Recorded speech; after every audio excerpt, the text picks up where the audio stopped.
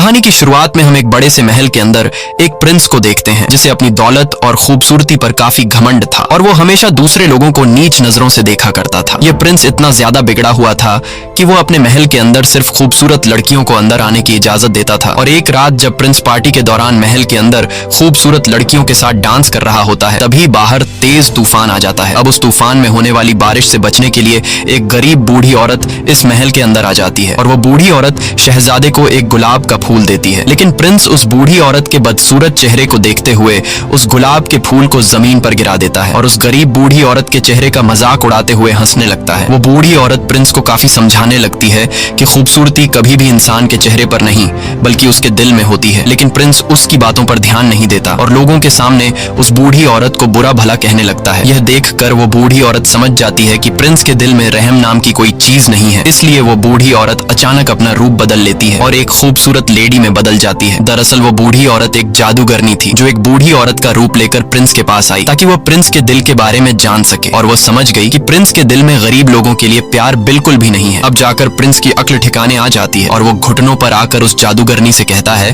कि मुझे माफ कर दो। लेकिन अब जादूगरनी प्रिंस को कहाँ माफ करने वाली थी, क्योंकि कुछ देर पहले जब जादूगरनी ने प्रिंस से रिक्वेस्ट की कि प्लीज ये गुलाब का फूल एक्सेप्ट कर लीजिए, तब प्रिंस ने जादूगरनी के चेहरे का मजाक उड़ाते हुए उसके फूल को ठुकरा दिया था। इसीलिए अब वो जादूगरनी गुस्से में आकर अपने जादू से प्रिंस को जानवर यानी बीस्ट बना देती है। साथ ही प्रिंस को जितने भी लोग जानते थे वो जादूगरनी उन लोगों के दिमाग से प्रिंस को भुला देती है। यहाँ पर हमें यह पता चलता है कि उस जादूगरनी ने प्रिंस को जो फूल दी थी वह कोई आम फूल नहीं था बल्कि वह एक जादुई फूल था और उस फूल को एक्सेप्ट न करने पर जादूगरनी ने प्रिंस को श्राप दे दिया जिससे वह एक जानवर में बदल गया। और यह श्राप तभी खत्म होगा जब प्रिंस को उस फूल की आखिरी पंखुड़ी गिरने से पहले किसी से प्यार हो जाए और वह भी प्रिंस से प्यार करे। लेकिन उस फूल के आखिरी पंखुड़ी गिरने से पहले अगर किसी ने प्रिंस से प्यार नहीं किया तो प्रिंस हमेशा के लिए इसी रूप में रह जाएगा और वह दोबारा कभी इंसान नहीं बन पाएगा। अब काफी साल गुजर जाते हैं लेकिन उस महल में कोई भी अपना कदम नहीं रखता क्योंकि उस जादूगरनी ने लोगों के दिमाग से प्रिंस और महल को भुला दिया था। अब यहाँ सीन शिफ्ट होता है उस महल के पास वाले गांव पर जहाँ हम एक लड़की को देखते हैं जिसका नाम बेल है। बेल को किताबें पढ़ना काफी पसंद है और आज भी वह एक नया किताब खरीदने के लिए जा रही है। बेल के फादर एक डिजाइनर हैं और वह अपनी बेटी बेल से काफी ज्यादा प्यार करता है। इसी गांव में गैस्टोन नाम का लड़का भी रहता है। गैस्टोन बेल को काफी पसंद करता है और वह बेल से शादी करना चाहता है। लेकिन बेल ऐसा बिल्कुल भी नहीं चाहती थी क्योंकि गैस्टोन एक धोखेबाज इंसान था और वह अक्सर गैस्टोन को इग्नोर कर देती। लेकिन गैस्टोन भी बेल का पीछा नहीं छोड़ता और वह किसी भी हाल में बेल से शादी करना चाहता है। एक दिन बेल का फादर किसी काम से जंगल के रास्ते शहर जा रहा होता है। जंगल के बीच में पहुंचने के बाद वह रास्ता भटक जाता है। तब सामने उसे एक दूसरा रास्ता दिखाई देता है। बेल का फादर सोचता है कि यह रास्ता शायद शॉर्टकट हो, इसलिए वह इस रास्ते पर चल पड़ता है। कुछ दूर आगे जाने के बाद तभी उसे जंगल से कुछ अजीब सी आवाजें सुनाई देने लगती हैं। बेल के पिता जब पीछे मुड़कर देखते हैं तो उसे पता चलता है कि जंगल के कुछ खतरनाक भेड़िए उसके पीछे पड़ गए हैं। यह देखते हुए बेल के फादर अपनी जान बचाने के लिए वहां से तेजी से घोड़ा गाड़ी को भगाने लगते हैं और भागते भागते वह एक महल के बाहर पहुंच जाता है। यह महल कोई और नहीं बल्कि वही महल है जिसे हमने कहानी की शुरुआत में देखा था। बेल का फादर इतने बड़े महल को देखकर हैरान रह जाता है और जब वो महल के अंदर आता है तो वो देखता है कि इस महल के अंदर कोई भी नहीं रहता। लेकिन हैरान करने वाली बात यह थी कि महल के अंदर कोई भी न रहते हुए महल के अंदर गरमाइश के लिए आग जल रही होती है। ये देखकर बेल के पिता को कुछ अजीब लगता है लेकिन फिर वो इस पर ज्यादा ध्यान नहीं देता और तभी उसकी नजर खाने के टेबल पर पड़ती है जहाँ खाना ऐसे सजाया गया था कि जैसे कोई शहजादा उसे खाने आने वाला हो। अब बेल के पिता को बहुत ज्यादा भूख लगी थी इसलिए वो बिना कुछ सोचे समझे खाने के टेबल पर बैठ जाता है और बड़े ही मजे से खाना खाने लगता है। लेकिन उसे पता नहीं था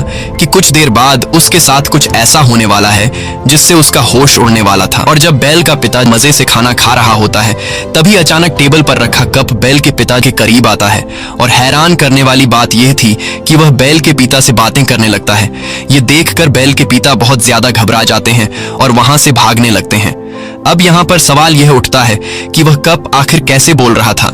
दरअसल यहाँ पर जितनी भी चीजें पड़ी हुई थी वो पहले कभी इंसान हुआ करते थे लेकिन जादूगरनी के श्राप की वजह से ये सभी के सभी चीजों में बदल गए। वही हम बेल के पिता को देखते हैं जो महल से बाहर आ गया होता है और तभी वो गार्डन में कई सारे सफेद गुलाब के फूल देख लेता है। बेल के फादर सोचते हैं कि मेरी बेटी ने फूल मंगवाया था, इसीलिए वो वहां से चुपचाप एक फूल को तोड़ लेते हैं और जैसे ही बेल के पिता फूल तोड़ते हैं तभी वहां पर बीस्ट आ जाता है। बीस्ट बेल के पिता पर काफी गुस्सा होता है क्योंकि बेल के पिता ने उसके गार्डन से गुलाब चुराने चुराने की कोशिश की, इसलिए बीस्ट गुलाब का फूल चुराने के जुर्म में बेल के पिता को कैद कर लेता है। लेकिन बेल के फादर का घोड़ा वहां से भाग जाता है और वह घोड़ा भागते भागते सीधा अपने घर आता है। बेल जब देखती है कि घोड़ा सिर्फ अकेला ही आया है और उसके फादर तो नहीं आए, ये देखकर वो फौरन समझ जाती है कि उसके फादर किसी मुसीबत में फंसे हुए हैं। इसीलिए बेल अपने फादर को ढूंढने के लिए उस घोड़े पर बैठ जाती है, जिसके बाद वह घोड़ा बेल को जंगल के रास्ते ले जाते हुए उसी महल में ले आता है जहाँ बेल के पिता कैद में है। बेल जब महल के अंदर जाती है तब वह चारों तरफ अपनी नजर घुमाती है, लेकिन वहाँ पर उसे कोई भी दिखाई नहीं देता। बेल वहाँ पर काफी आवाजें भी लगाती है कि यहाँ पर कोई है, पर उसे कोई भी जवाब नहीं मिलता। बेल भी परेशान हो जाती है कि आखिर इतना बड़ा महल खाली कैसे पड़ा है। अब जैसे ही बेल आगे बढ़ती है तभी उसके कानों में लोगों की आवाजें सुनाई देती हैं। लेकिन हैरान करने वाली बात यह थी कि उसे कोई भी दिखाई नहीं दे रहा था। दरअसल ये वही घड़ी और कैंडल स्टैंड बातें कर रहे थे। अब जब बेल उस घड़ी और कैंडल स्टैंड के करीब आती है तभी ऊपर से बेल को अपने पिता की चिल्लाने की आवाज सुनाई देती है, जिसके बाद वह फौरन ऊपर वाले फ्लोर पर चली जाती है जहाँ उसे अपना फादर एक कोठरी के अंदर बंधा हुआ दिखाई देता है। बेल के फादर उसे जल्दी जल्दी में बताते हैं कि यह सारा महल जिंदा है, इसीलिए जितना जल्दी हो सके तुम यहाँ से भाग जाओ, कहीं ऐसा ना हो कि वह बीस्ट तुम्हें देख ले। बेल पूछती है कि कौन सा बीस्ट, जिस पर बेल के फादर बताते हैं कि वह बीस्ट बहुत ही ज्यादा खतरनाक है। मैंने तुम्हारे लिए यहाँ से सिर्फ एक फूल तोड़ा था, जिसकी सजा के तौर पर उस बीस्ट ने मुझे यहाँ उम्र भर कैद में डाल दिया। बेल के पिता बेल से कहते हैं कि तुम जल्दी से यहाँ से भाग जाओ, नहीं तो वह तुम्हें भी पकड़ लेगा। अब इससे पहले कि बेल वहाँ से निकल पाती तभी वहाँ पर बीस्ट आ जाता है, जिसे देखकर बेल काफी घबरा जाती है क्योंकि वह बीस्ट बहुत ही ज्यादा डरावना लग रहा था।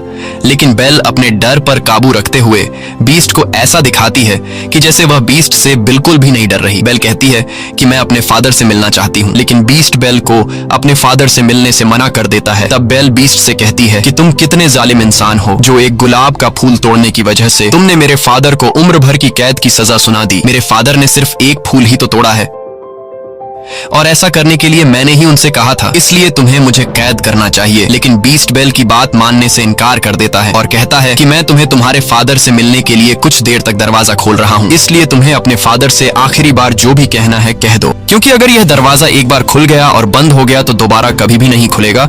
यह कहते ही बीस्ट सेल का दरवाजा खोल देता है। बेल जल्दी से अंदर जाकर अपने फादर को गले लगाती है और बड़ी ही चालाकी से अपने फादर को बाहर धक्का दे देती है, जिसके बाद वो खुद उस सेल का दरवाजा अपने पीछे बंद कर देती है। अब बीस्ट ने जैसे कहा था कि एक बार अगर यह दरवाजा खुल गया और फिर बंद हो गया तो दोबारा कभी नहीं खुलेगा, इसलिए अब वो बीस्ट बेल के फादर को अंदर नहीं डाल सकता था। बेल के फादर कहते हैं कि तुमने ऐसा क्यों किया? तब बेल अपने फादर से कहती है कि तुम्हारा बाहर रहना ज्यादा जरूरी है। इसके बाद बेल का फादर वहाँ से जाने लगता है और अपनी बेटी से कहता है कि मैं जल्दी ही तुम्हें छुड़ाने के लिए मदद लेकर आऊंगा। और अब बेल यहाँ पर कैद हो जाती है। लेकिन जैसे ही बीस्ट वहाँ से जाता है तभी एक घड़ी और एक कैंडल दोनों बेल के पास आते हैं। दरअसल यह कभी इंसान हुआ करते थे, लेकिन जादूगरनी के श्राप की वजह से अब यह दोनों घड़ी और कैंडल में चेंज हो चुके थे। अच्छी बात यह थी कि यह इंसान के जैसा ही सब कुछ कर सकते हैं, जैसे चलना, बोलना, हंसना या फिर इंसान की तरह कोई भी काम करना। वो घड़ी और कैंडल स्टैंड दरवाजा खोलकर अंदर आ जाते हैं और बेल से बातें करने लगते हैं। ये सब देखकर बेल घबरा जाती है और बेल को कुछ समझ नहीं आ रहा होता कि यह सब क्या हो रहा है। यहाँ कैंडल स्टैंड बेल से कहता है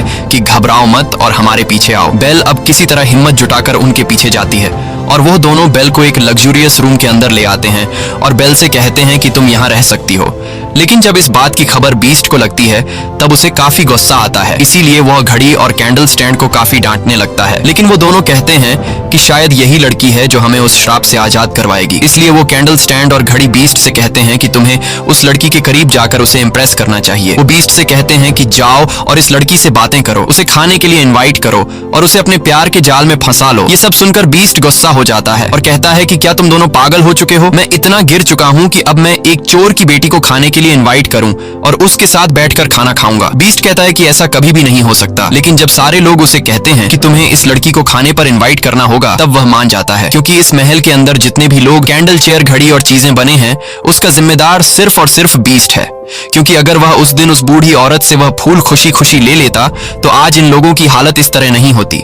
अब यहाँ बीस्ट बेल के रूम का दरवाजा खटखटाकर उससे कहता है कि तुम मेरे साथ खाना खाओगी, लेकिन इसे तुम कोई रिक्वेस्ट मत समझना। ये सुनकर बेल उससे कहती है कि क्या तुम पागल हो? तुमने पहले मेरे फादर को बंदी बनाया, फिर मुझे कैद कर लिया और अब मेरे साथ खाना खाने के लिए पूछ रहे? ऐसा कभी नहीं हो सकता। ये सुनकर बीस्ट गुस्से से दरवाजे पर जोर जोर से पीट कर बोलने लगता है कि चाहे जो भी हो जाए तुम मेरे साथ खाना खाकर ही रहोगी। लेकिन बेल कहती है कि मैं भूखी ही क्यों न मर जाऊं, पर मैं तुम्हारे साथ खाना कभी नहीं खाऊंगी। यह सुनकर बीस्ट का गुस्से से बुरा हाल हो जाता है और कहता है कि ठीक है, तुम्हारी यह ख्वाहिश भी पूरी होगी, अब मैं तुम्हें भूखा ही मारूंगा। वह कहता है कि इसे कोई भी खाना मत दो और इसे भूख से मरने दो। यह कहकर बीस्ट वहां से चला जाता है। अब यहाँ घड़ी, कैंडल और बाकी चीजें काफी उदास हो जाते हैं क्योंकि उनका श्राप से आजाद होने का मौका जाया हो चुका था। यहाँ पर हम देखते हैं कि बीस्ट उसी गुलाब के फूल के पास जाता है जिसकी आखिरी पंखुड़ी गिरने के बाद महल के अंदर मौजूद सभी लोग मर जाएंगे। यहाँ बीस्ट देखता है कि इस फूल की बहुत सारी पंखुड़ियां टूटकर नीचे गिर गई हैं। ये देखकर बीस्ट बहुत ज्यादा उदास हो जाता है क्योंकि इस फूल से पहले ही कई सारी पंखुड़ियां गिर चुकी होती हैं और अब बस कुछ ही पंखुड़ियां रह गई होती हैं। ये वही जादूगरनी का दिया हुआ मैजिकल फूल होता है जिसकी आखिरी पंखुड़ी गिरने से पहले अगर किसी लड़की को बीस्ट से प्यार नहीं हुआ तो बीस्ट के साथ साथ वो श्रापित लोग जो इस वक्त गाड़ी, टेबल, अलमारी और कैंडल स्टैंड में बदले हैं, यह लोग हमेशा के लिए मिट जाएंगे। वहीं दूसरी तरफ हम देखते हैं कि बेल का फादर वापस अपने गांव आ चुका है। वो सभी लोगों से कहने लगते हैं कि मेरी बेटी की जान खतरे में है। जंगल के पास एक महल है जहां पर एक बीस्ट रहता है और उसी बीस्ट ने मेरी बेटी को कैद करके रखा है। ये सब सुनकर वहां पर मौजूद सभी लोग बेल के पिता पर हंसने लगते हैं और उसकी बात पर कोई भी यकीन नहीं करता। लेकिन गैस्टन जो कि बेल से शादी करना चाहता था, इसीलिए वो बेल के फादर को इम्प्रेस करने के लिए कहता है कि मैं तुम्हारी बातों पर यकीन करता हूँ, मैं तुम्हारे साथ जाऊंगा तुम्हारी बेटी को बचाने के लिए। जिसके बाद गैस्टन और उसका एक साथी बेल के फादर के साथ जंगल के रास्ते से होते हुए बेल के पास जाने लगते हैं। अब रात के अंधेरे में बेल का फादर जिस रास्ते से महल तक पहुंचा था, वो रास्ता अब बेल का फादर भूल चुका होता है और उसे वो रास्ता नहीं मिल रहा होता। ये देखकर गैस्टन को काफी गुस्सा आता है और वो बेल के फादर से कहता है कि तुम्हारा दिमाग खराब हो गया है, यहाँ कोई भी बीस्ट नहीं रहता, तुमने फिजूल में मेरा टाइम जाया किया। साथ ही साथ गैस्टन बेल के फादर से यह भी कह देता है कि मैं तुम्हारी बेटी से प्यार करता हूँ और मैं तुम्हारी बेटी से शादी करना चाहता हूँ। लेकिन बेल के फादर उससे कहते हैं कि मेरे जिंदा रहते हुए ऐसा कभी नहीं हो सकता। इस बात पर गैस्टन को काफी गुस्सा आता है और वो बेल के फादर को पंच मारकर नीचे गिरा देता है। इसके बाद वो बेल के पिता को एक पेड़ के साथ बांध देता है और उसे वहीं मरने के लिए छोड़कर वहां से चला जाता है ताकि भेड़िए इसे मार दें, क्योंकि यह भेड़ियों का इलाका था। लेकिन ऐसा कुछ नहीं होता और अगली सुबह हम देखते हैं कि बेल के पिता के पास एक लेडी आती है जिसका नाम अगता था। अगता को गांव से निकाल दिया गया था। यहाँ अगता जब बेल के फादर को बंधा हुआ पाती है तब वो बेल के फादर को छुड़ाकर उसकी जान बचा लेती है। वहीं दूसरी तरफ हम महल में बेल को देखते हैं जिसके पास चाय का कप मिलने आता है और बेल से कहता है कि बीस्ट कोई बुरा इंसान नहीं है बल्कि वो दिल का बहुत ही अच्छा है। इसके बाद वो सभी चीजें बेल को अपने साथ एक दूसरे रूम में ले जाते हैं जहां वो बेल को खाना खिलाते हैं। यहाँ बीस्ट आकर जब ये सारी चीजें देखता है तो वो चुपचाप वहां से चला जाता है। अब जब बेल वापस अपने रूम में सोने के लिए आती है तब उसे पास में ही एक दूसरा रूम दिखाई देता है जिसे देखकर बेल बिना कुछ सोचे समझे उस रूम के अंदर चली जाती है और यह वही रूम होता है जिसके अंदर वो मैजिकल फूल रखा गया था। बेल उस फूल के करीब जाती है और जैसे ही उस फूल को छूने वाली होती है तभी वहां पर बीस्ट आ जाता है और वो बेल को डांटते हुए कहता है कि तुम्हें अंदाजा नहीं है कि तुम क्या करने वाली थी। अगर इस फूल को कुछ हो जाता तो हम सबकी जान चली जाती। बीस्ट गुस्से में आकर उससे कहता है कि चली जाओ यहाँ से और दोबारा मुझे अपनी शक्ल मत दिखाना। बीस्ट के जोर से चिल्लाने की वजह से बेल रोते हुए महल को छोड़कर जाने लगती है। इस दौरान महल की श्रापित चीजें बेल को रोकने की काफी कोशिश करते हैं, लेकिन बेल कहती है कि अब मैं इस महल में एक सेकंड के लिए भी नहीं रुकूंगी और वो घोड़े पर बैठकर जंगल के रास्ते जाने लगती है। बेल को जाता देखकर महल के अंदर मौजूद श्रापित चीजें काफी मायूस हो जाती हैं क्योंकि बेल इन्हें छोड़कर चली गई और ये श्रापित चीजें समझ जाते हैं कि अब हम हमेशा के लिए इसी हालत में रहेंगे। यहाँ बेल जैसे ही जंगल में कुछ दूर आगे आती है तभी वहाँ कुछ भेड़िए उसे घेर लेते हैं, लेकिन इससे पहले कि वो भेड़िए बेल को कोई नुकसान पहुंचा पाते तभी वहाँ पर बीस्ट आ जाता है और वो उन भेड़ियों से लड़ने लगता है। काफी देर तक उन भेड़ियों से लड़ने के बाद आखिरकार बीस्ट उन सभी भेड़ियों को वहाँ से भगा देता है, लेकिन इस लड़ाई में वो खुद भी बुरी तरह से घायल हो चुका था। बेल अभी घोड़े पर बैठकर वहाँ से जाने ही वाली थी कि तभी वो देखती है कि बीस्ट ज्यादा जख्मी होने की वजह से जमीन पर गिर गया है। अब क्योंकि बीस्ट ने बेल की जान बचाई थी इसीलिए अब बेल वहां से जाने की बजाय बीस्ट के पास आ जाती है और कहने लगती है कि मैं तुम्हें उठा नहीं सकती, इसीलिए तुम्हें खुद ही उठना होगा। अब बीस्ट काफी मुश्किल से हिम्मत करके खड़ा हो जाता है, जिसके बाद बेल उसे घोड़े पर बैठाकर वापस महल की तरफ ले आती है। अब बेल एक बार फिर से वापस उसी महल में आ चुकी थी। महल में मौजूद सभी श्रापित चीजें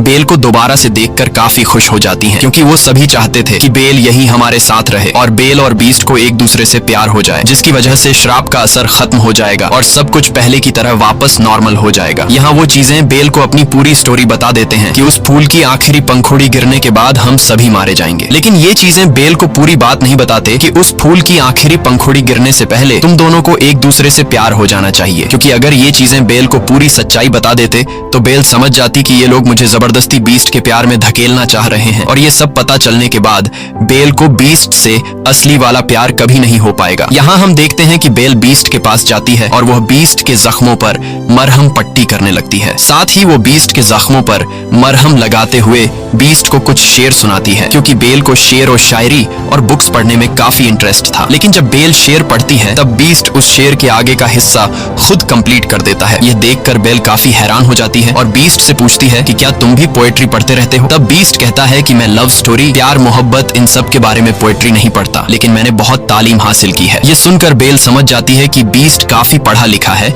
इसीलिए वो हर एक पोएट्री के बारे में जानता है। बीस्ट की ये बातें सुनकर बेल कहती है कि मुझे तो प्यार मोहब्बत की बातें और कहानियां काफी पसंद है। जिस पर बीस्ट कहता है कि वो तो तुम्हारी शक्ल से पता चल रहा है कि तुम्हें किताबें पढ़ना कितना पसंद है, लेकिन अगर तुम पढ़ना ही चाहती हो तो कुछ अच्छा पढ़ो। इसके बाद बीस्ट बेल को अपनी लाइब्रेरी में लेकर जाता है, जो कि काफी बड़ी थी। वहां पर काफी सारे बुक्स थे। बेल इतने सारे बुक्स को देखकर एकदम शॉक रह जाती है और काफी खुश भी हो जाती है, क्योंकि गांव में पढ़ने के लिए उसे कोई भी बुक नहीं मिलती थी। लेकिन यहाँ तो किताबों की अलमारियां भरी पड़ी हैं। यहाँ बीस्ट बेल से कहता है कि अगर तुम चाहती हो तो तुम हमारे साथ रह सकती हो, और अगर तुम्हें मेरी बुक्स की लाइब्रेरी पसंद आई है तो आज से ये लाइब्रेरी तुम्हारी। ये सुनकर बेल काफी ज्यादा खुश होती है और फिर वक्त के साथ इन दोनों की दोस्ती गहरी होने लगती है।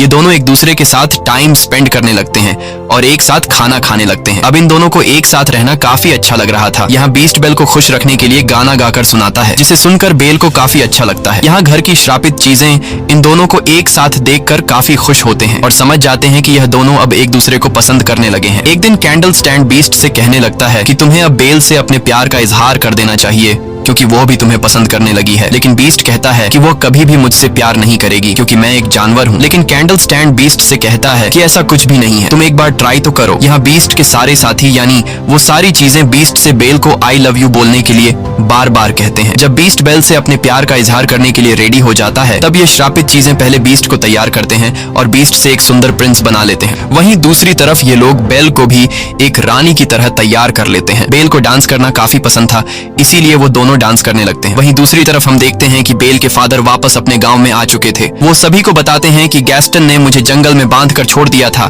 ताकि जंगल के खूंखार भेड़िए आकर मुझे खा लें। लेकिन गैस्टन यह सब मानने से इनकार कर देता है और कहता है कि यह बूढ़ा झूठ कह रहा है। यहाँ बेल के फादर के साथ अगता भी होती है, जिसने बेल के फादर की जान बचाई थी, और यहाँ अगता भी बेल के फादर के हक में गवाही देते हुए लोगों को सारी सच्चाई बता देती है कि गैस्टन ने बेल के फादर को जंगल में बांधकर उसे भेड़ियों का खाना बनने के लिए छोड़ दिया था। लेकिन गैस्टन अपने किए से बिल्कुल मुकर जाता है और कहने लगता है कि यह लड़की झूठ बोल रही है। साथ ही वो कहता है कि अगता की गवाही कोई मायने नहीं रखती, क्योंकि इसे तो पहले से ही गांव से निकाल दिया गया है। अब यहाँ पर गैस्टन का साथी भी झूठ बोल देता है और कहता है कि गैस्टन जो भी कह रहा है वो सच कह रहा है। अब एक बंदे की गवाही को सुनते हुए सभी गांव वाले गैस्टन की बातों पर यकीन कर लेते हैं और सभी लोग यह समझने लगते हैं कि बेल के फादर की दिमागी हालत बिगड़ चुकी है और उसके ऊपर कोई शैतानी साया है, इसीलिए वो उल्टी सीधी हरकतें कर रहा है। अब यहाँ गांव के लोगों को लगता है कि अगर यूं ही बेल के फादर को खुला आजाद छोड़ दिया गया तो वो हमारे लिए खतरा बन सकता है, इसीलिए ये सभी बेल के फादर को पकड़ लेते हैं और उसे बंदी बना लेते हैं। वहीं दूसरी तरफ हम महल में बीस्ट और बेल को देखते हैं,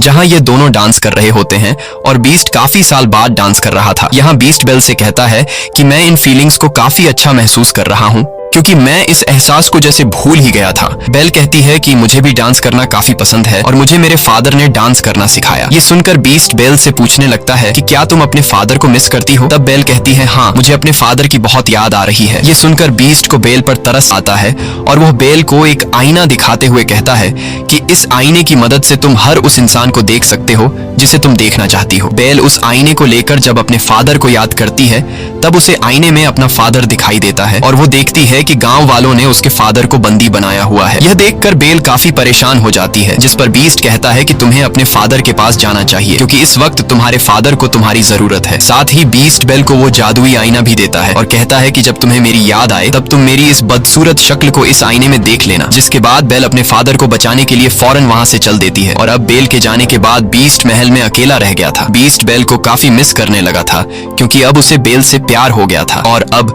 क्योंकि बीस्ट ने खुद ही बेल को आजाद कर दिया था, इसीलिए जो श्राप जादूगरनी ने इन्हें दिया था वो अब कभी भी खत्म नहीं होगा। इस बात को लेकर बीस्ट और उसके बाकी के साथी काफी उदास हो जाते हैं। वहीं दूसरी तरफ बेल अपने गांव पहुंच जाती है और वो देखती है कि उसके फादर को गांव वालों ने बंदी बनाया हुआ है। बेल सभी को बताती है कि मेरे फादर जो कह रहे हैं वो बिल्कुल सच है। वो सभी को बताने लगती है कि जंगल में एक महल है जहां पर एक बीस्ट रहता है, लेकिन गांव वाले बेल की भी बातों पर यकीन नहीं कर रहे थे। अब जब गांव वाले बेल की बात पर यकीन नहीं कर रहे होते, तब बेल उस जादुई आईने में सभी लोगों को बीस्ट दिखाती है, जिसे देखकर सभी लोग काफी हैरान रह जाते हैं। बेल इन सभी लोगों से कहती है कि तुम लोगों को डरने की जरूरत नहीं, क्योंकि वो बीस्ट बिल्कुल भी खतरनाक नहीं है, बल्कि वो बीस्ट दिल का बहुत ज्यादा अच्छा है और वो किसी को नुकसान नहीं पहुंचाता। अब गैस्टन बेल को जब उस बीस्ट की इतनी ज्यादा तारीफ करते हुए सुनता है तो वो समझ जाता है कि बेल अब बीस्ट से प्यार करने लगी है, और इस वजह से गैस्टन जेलस फील करता है। इसीलिए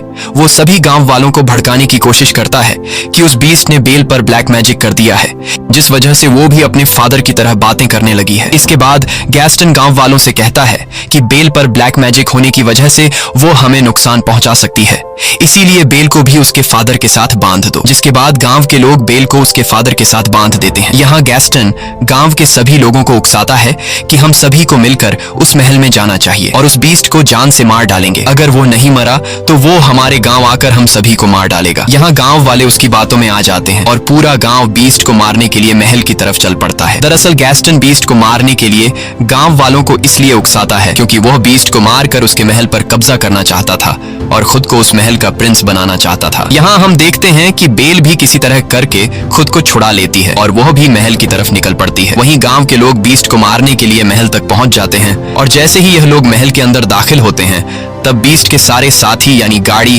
कैंडल स्टैंड और बाकी चीजें इन लोगों पर हमला कर देते हैं। गांव के लोगों को कुछ भी समझ में नहीं आ रहा था कि यह सब क्या हो रहा है, क्योंकि उनके आंखों के सामने कोई इंसान नहीं बल्कि बेजान चीजें थीं। वहीं पर हम गैस्टन को देखते हैं जो कि बीस्ट के पास पहुंच जाता है, लेकिन बीस्ट काफी उदास होता है क्योंकि बेल के जाने के बाद उसे कुछ भी अच्छा फील नहीं हो रहा था और वो बेल को काफी मिस कर रहा था। गैस्टन बीस्ट से कहता है कि तुम्हें क्या लगता है कि बेल तुमसे प्यार करती है? तुम्हारी ये सोच गलत है, क्योंकि बेल ने ही तुम्हें खत्म करने के लिए हम सभी गांव वालों को यहाँ भेजा है। ये सुनकर बीस्ट काफी ज्यादा मायूस हो जाता है और तभी गैस्टन बीस्ट को शूट कर देता है, जिससे बीस्ट नीचे गिर जाता है।